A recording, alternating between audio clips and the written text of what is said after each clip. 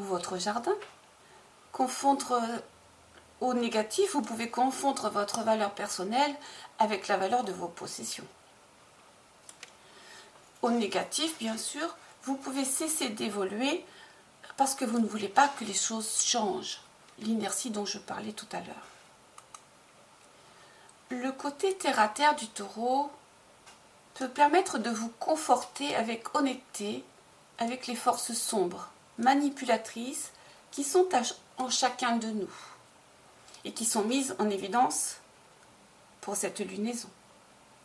Ça peut représenter une femme dans votre vie, ou vous-même qui incarnez ces traits de caractère, qui vous sentez accroché sur le plan émotionnel et qui éprouvez une difficulté à lâcher prise, quand bien même la relation est terminée depuis longtemps.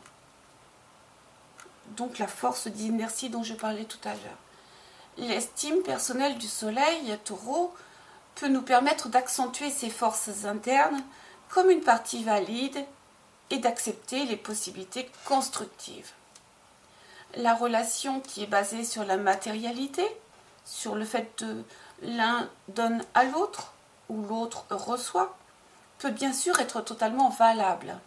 Chacun des deux partenaires, quand c'est un couple ou quand c'est une relation de travail, apportant sa force complémentaire. Le but étant ici de reconnaître d'une manière claire et objective ce qui se passe en vous et dans vos relations. L'accent de cette lunaison est mis sur l'acceptation de ces deux pôles, où vous pouvez soudainement vous rendre compte du déséquilibre de cette relation.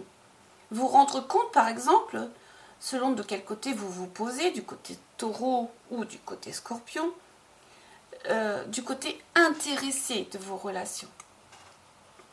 Pendant cette lunaison, ce qui a été construit en taureau, donc selon la maison où se trouve le taureau dans votre thème, peut perdre ses repères, car c'est en opposition à ce qui vient de...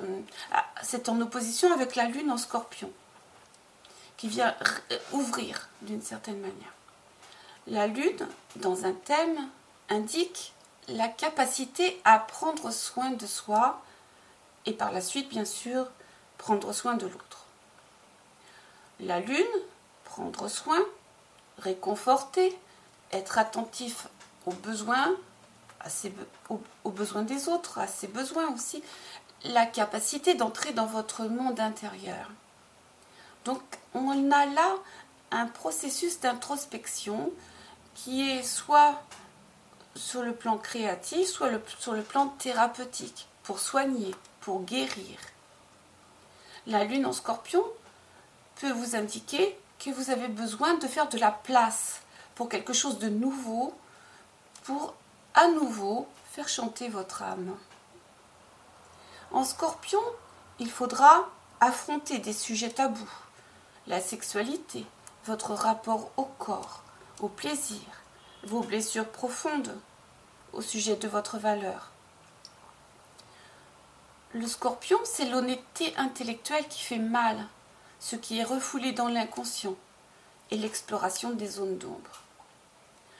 En scorpion également, cela peut indiquer un facteur obsessionnel. Il peut y avoir une attirance morbide pour quelque chose ou quelqu'un et une difficulté à se détacher. Avec la présence de Jupiter en scorpion, cette lunaison devrait permettre de trouver une aide, un thérapeute, un guide, un professeur, un psychanalyste, un astrologue, une personne qui pourra vous aider à faire la lumière sur ce qui fait mal. Le soleil en taureau éclaire donc la lune en scorpion, ses motivations, ses mystères, son côté secret et déterminé.